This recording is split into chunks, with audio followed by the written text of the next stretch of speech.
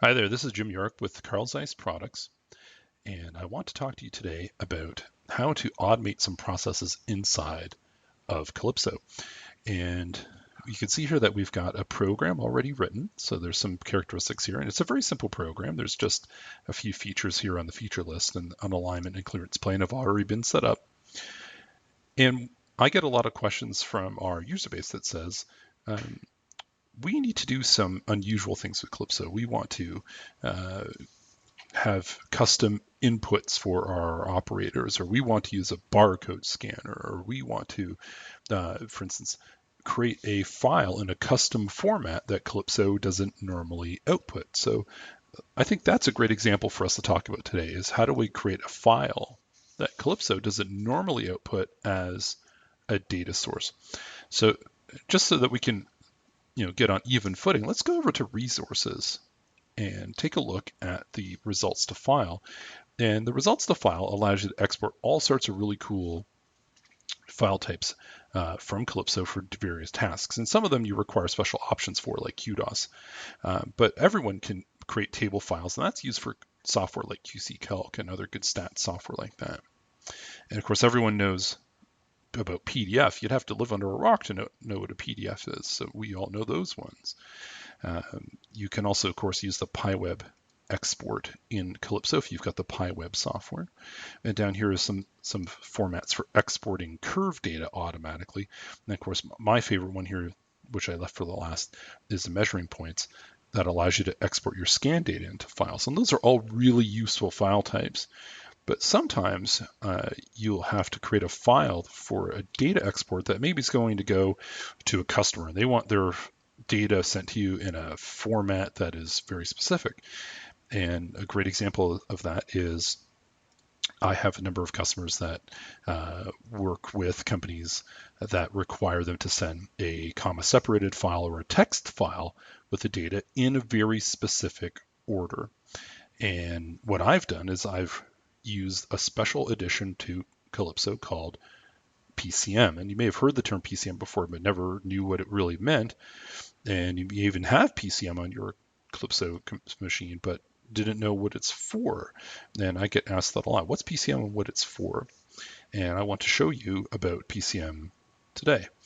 So PCM is parameter coded measurement, and it is a scripting language that you can add to Calypso to do special jobs. And if you right click down here and you go down to where it says parameter, it will open up a special window, and you can see I've got some of my code here. So there's me taking credit for this work.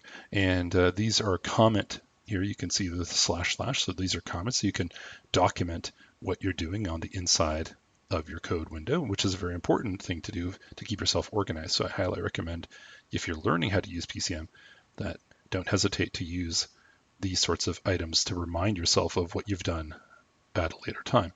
So I'm just going to make this window a bit bigger so it's easier for you to look at. And this is a bit of code that I made that automatically is going to take a bunch of data from my inspection, and it's going to save it into a text file. And that text file will actually be a comma separated text file, and you can import that into Excel or all kinds of other things. And you may say, well, why doesn't Calypso just do this automatically? Why is this a thing I would want to create with PCM? And the answer to that is very simple. There is a million or more combinations of things that you might want to export, or certain orders that you want your data to be sent out in.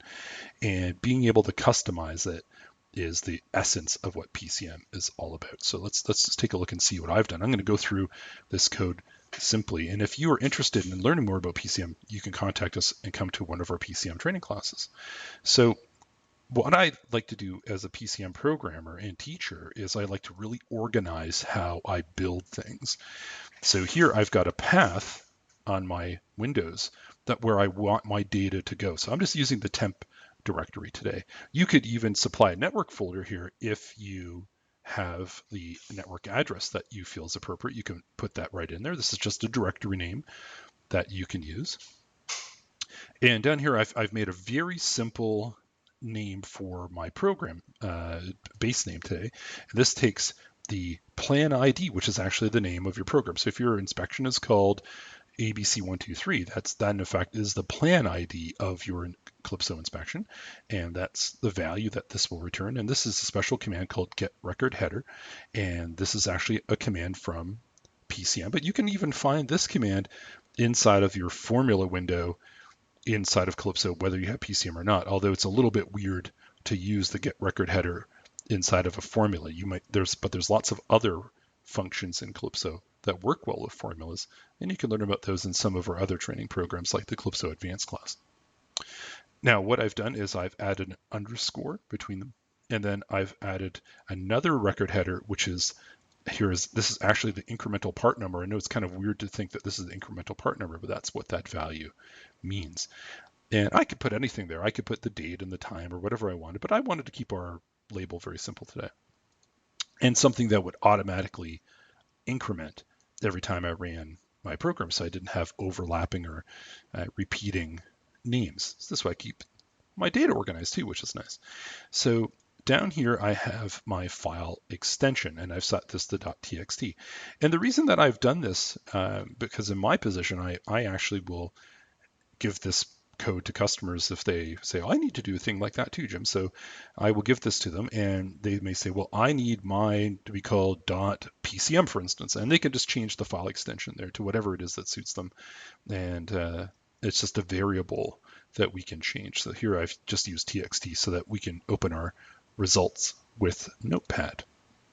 And what I've done is I've created another variable called full out, which is where my file is going to be named and located.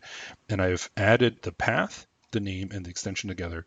And this is called adding up strings. And strings are words in computer language. So I've added those words together and made a file location. And what happens down here is I'm going to blow away the file if it already exists, because I want to make sure I'm adding to a clean file. So I'm just going to say, if this file exists, then we are going to delete that file. And that's what happens over here. And then I have a header set of data right here. And it says characteristic and type and actual, nominal, upper, lower tolerance, and the deviation values. This just happens to be the items that my customer asked for just recently. And you could put anything in here. You can change the order that they're situated in to suit your requirements as well. But this initializing block just creates a text file with that data in it, and that's it. And I've actually done that right down here. So if we actually highlight this code inside of our window, we can just do that. And we can click on the lightning bolt over here, and that will actually execute that code. Now, I know that you didn't see anything happen because it all happens in the background and basically instantly. So let's go take a look and see on our C drive, and we'll go over to the temp folder here. And there it is. There's our program today is called Zeiss training block, and our incremental part number here is number 14. And if I open that up, you can see there is those header values that we created in our example. So that's great. So this does all the preparation work stuff over here. So let's go ahead and select OK. And now we've got our program that we want to run, and we have all these nice characteristics. But how do we get those characteristic values, our flatnesses and diameters and so on, how do we get them to go into our actual file? How do we get those data points in there? So I'm just going to select a characteristic at random, because I have applied my code to all these characteristics using our friend, the paintbrush. Okay. And I will go inside the parameter window here. And as you can see, I have a parameter window for each characteristic. And in this case, I'm doing what's called a post setting. What we did before is called a pre-setting, and that means that we're doing stuff before anything happens. So in here, we actually will calculate the characteristic, and then we're going to do this stuff down here. And if we take a look here, we can see that I'm calculating some variable values. I'm creating a string out of them again with some commas in between them, and then I'm sending them out into the file at that same name we used earlier. Now, this is where things get really fancy. This is a dynamic set of code, which means that it changes itself automatically based on the characteristic that it's in. And I've done this by getting the identifier. So the identifier is the name that you see right here. This is the identifier of your characteristic. So I've gotten that value, put it into a variable, and then I am getting the nominal of that. So this is get nominal, this characteristic dot nominal. Now you go, but wait, Jim, I see some interesting things here. I see this format L business here in this 4,4. Now what does that mean? Well, this is us taking the number, whatever that nominal is. Let's say that it's 3.123, and we are converting it into a string, which means we're converting into a word, but we are making it 4 decimal places rounded, and then we are only displaying 4 decimal places inside of the value. So in this case, it would be 31230, because of course there's a 4th decimal place, and that's what will happen automatically, and that value is what will go to our file. And I've done that so that the data looks very consistent, because sometimes Calypso will calculate values that are really, really long. Maybe you might get something that's 10 decimal places. Well, you don't want 10 decimal places in your report because that's ridiculous. So this process right here will actually take that, and it will fix those so that they look nice. The only thing I don't need to do that for, of course, is the comment value, and my customer is using the comment to store their type value for their characteristics data, because they had to classify their characteristics, and this was the easiest way for them to do that. And we also have down here, of course, the deviation value, which is simply the difference between the actual and the nominal.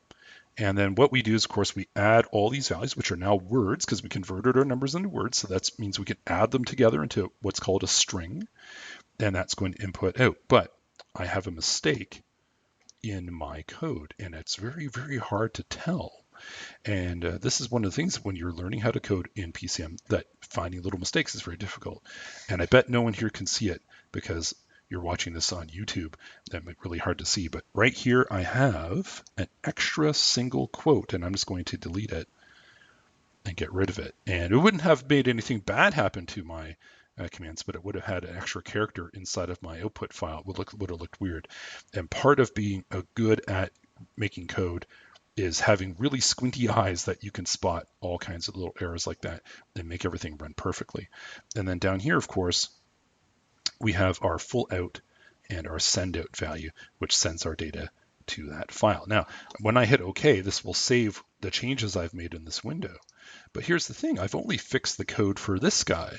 So remember before I said we can use the paintbrush to do this job. So we'll select on the paintbrush over here and the characteristic app option, and we'll transfer the pre-settings and post settings, which is a way for us to move our code. You can see it even pops up. That's pretty cool. And we'll grab all these items, then we'll select OK. And what this will do is it will take the code that we corrected in this characteristic and apply it everywhere else, just like that.